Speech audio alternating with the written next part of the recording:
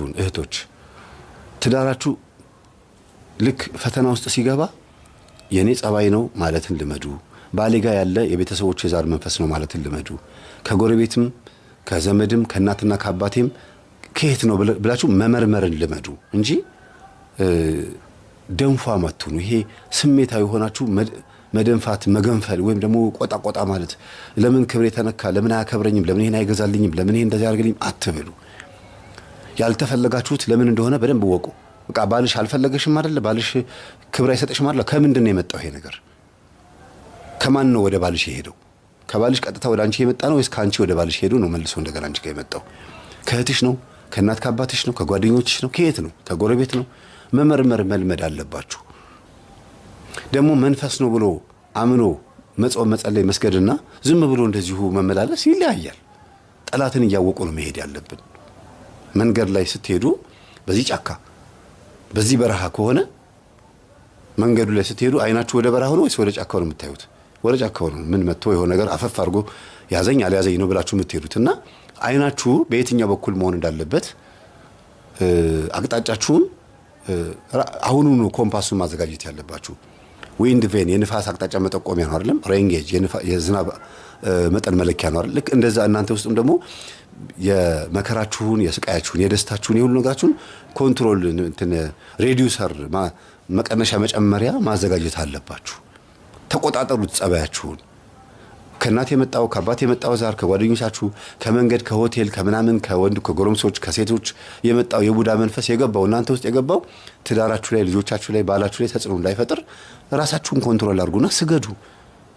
ሴት ቤቷን አየች፣ ሴት ጸለየች፣ ሴት ሰገደች ማለት ትዳሯን አዳነች ማለት ነው።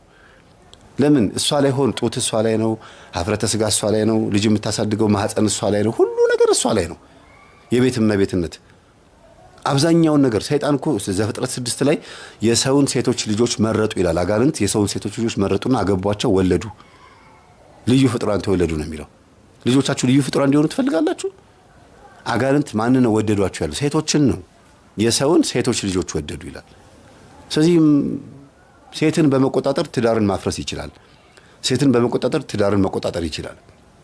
በአንጻሩ ደግሞ የእግዚአብሔር መልአክ መጥቶ አንቺን ሲቆጣጠርሽ በትዳርሽ እንዴት አድርጎ እንደሚመራው አስቢው።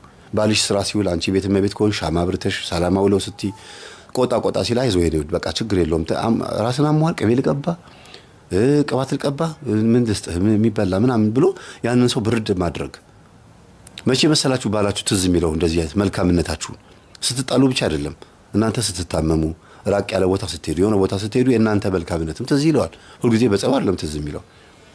ከዛ ደግሞ ሲቆጣ እናንተ ስታበርዱት ሁሉ ነገር ከበረደ በኋላ ቁጭ ብሎ ስለእናንተ ነው የሚያስበው።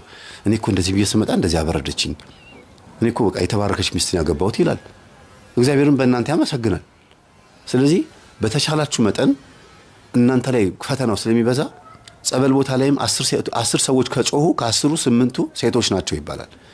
በፐርሰንት ሲሰላ 10 ሰዎች ቢጮሁ ጸበል ገብተው 8ቱ ወይም 7ቱ ሴቶች ናቸው። አብዛኛውን የሚቆጣጠሩ እነሱ ነው።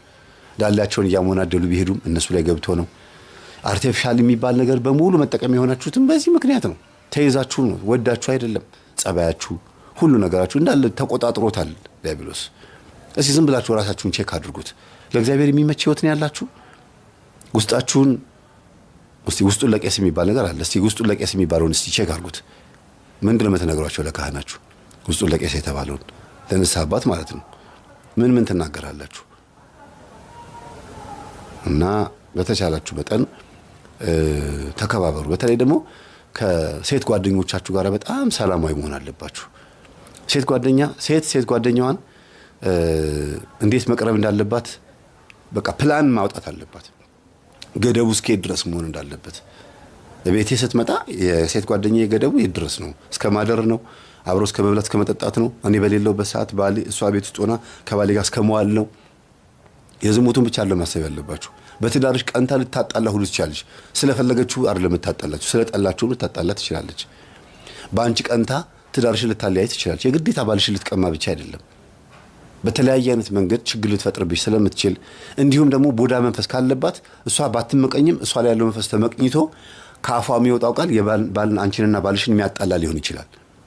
መልካም ጓደኛሽ ሆና ጥሩ ጓደኛሽ ሆና ግን ቡዳ መንፈስ ስላለባት ብቻ የሚያጋጭና የሚያናጭ ወይም ደግሞ የተለያየ አይነት ችግር የሚፈጥር መንፈስ ስላለባት ብቻ ድንገት ተሳስታ ለባልሽ የማይሆን ነገር ትናገራለች ላንቺም የሆነ ምክር ትመክርሽና ነገሩ እስከ ፍቺ ሊሆን ይችላል ሟርት ይሆንባታል ማለት ወይኔ እኔ እኮ ባልናገር ኖር አትፋቱም ነበር ጥፋተኛው እኔ ምናምን ብላ ደግሞ መልሳ ትጸጸታለች እሷም ወድ አይደለም ስለዚህ ገደብ ሊኖረው ይገባል